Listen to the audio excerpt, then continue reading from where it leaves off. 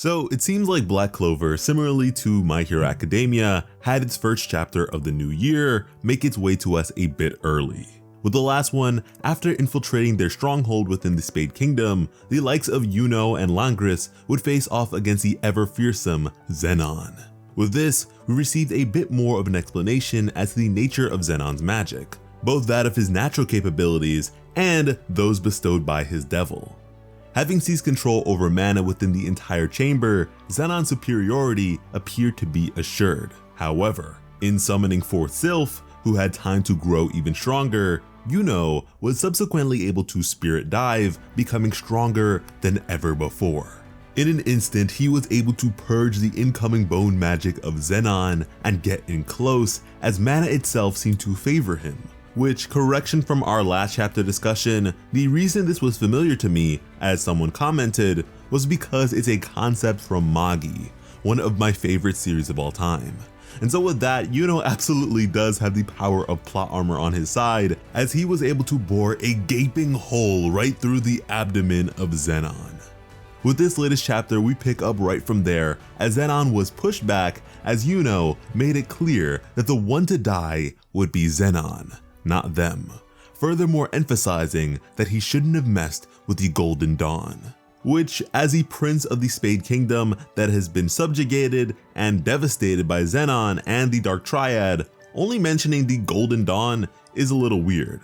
I understand he only just learned of his origins, but damn bro, they bodied your entire family, and that's the whole reason you ended up in the Clover Kingdom to begin with. But anyways, Zenon would have no words to provide as he was bleeding profusely. Langris then confidently thinking to himself of their assured victory, which by anime logic just means the tables are guaranteed to turn, as if we needed any more reason to suspect as much. However, we would not see as such with this chapter, as we would then shift to another fight, that of Vanica versus Rill and Charlotte. As for Vanica, like me, she is just waiting for Noelle to show up. Seated in a suspended chair, she was uncertain as to whether or not they'd serve as adequate entertainment for her. And so as a requirement, she stipulated that they would need to defeat her pawns first. These two pawns formerly being of the Diamond Kingdom's new generation of the 8 Shining Generals. These two in particular still remain nameless, but both were cursed and compelled to her will, and are implied to have been provided by their former master, Morris, who is now allied with the Dark Triad. Now Charlotte would make the first move with her BRIAR magic, but all of it would be immediately destroyed by the coupling of the pawn's fire and wind magic that had been further augmented by Vanica's curse and the modifications of Morris. But to shift things, Rill would use his painting magic to change the scene to that of waves and mermaids, as the water would serve to extinguish the flames. Now Vanica was observing all this and would comment on how painting magic could be fun to face considering it can utilize several elements, but at the same time that's kinda it, so she wasn't exactly thrilled. And BRIAR magic was all kinds of wrong to her, then saying that she really wanted to fight Asta, or even Yami, seeing as how he took down Dante. That turning them into pawns of hers would have been really great, but seeing as how Yami's death would be the key to opening the underworld, she was willing to compromise. And then again, if Zenon so easily captured and brought him in, maybe he wasn't all that special to begin with. And Vanica is playing a dangerous game if she is slandering Yami in the presence of a Charlotte. Thinking back, Charlotte spent a lot of time studying the mana method of the Heart Kingdom, a unique manipulation of natural mana suited best for magics found in nature, like in the case of her plant-based magic. For ages, she believed the curse of her blue rose to be simply a limitation, a hindrance on what is her incredible strength. But she was wrong.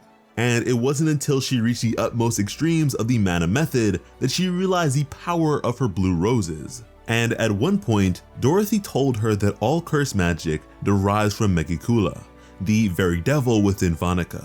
And because of this, with the use of mana method and the stage set by their prior exchange, Charlotte was able to instantly give rise to an all-consuming BRIAR field of blue roses. The stronger the curse of her enemy, the stronger her BRIAR magic becomes by absorbing it like fertilizer. Vanica, now realizing the nature of this anti-curse magic before her, was completely dumbfounded and blown away with disbelief. Everything up to here has prepared and strengthened Charlotte's magic, as she would then use her true BRIAR magic and immediately one-shot the two pawns in one go with her red roses, her original power prior to the nerf of her curse. And with that, all hail BRIAR Queen Charlotte, as now both roses of red and blue were now completely under her control. We are on a 3-chapter run of new transformations.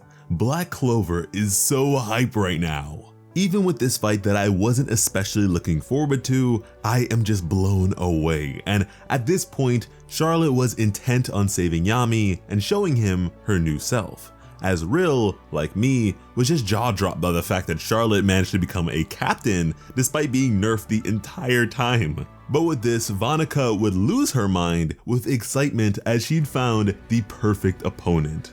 But just as she began her charge, she was held in place by the BRIAR magic, as Charlotte would express that the two would not be fighting, as Vanica would then respond that she'll just tear her way out, before realizing that it was surprisingly difficult, as Charlotte would explain that the BRIAR isn't something she can pull herself out of with sheer strength, that it binds ever tighter for those of especially strong curse magic. Now shocked and coming to understand her predicament, Vanica would soon beg for Charlotte to fight her, as Charlotte would say that Vanica wasn't careful enough, as Vanica would continue to beg, saying that if it's between the two of them, their fight would be the best.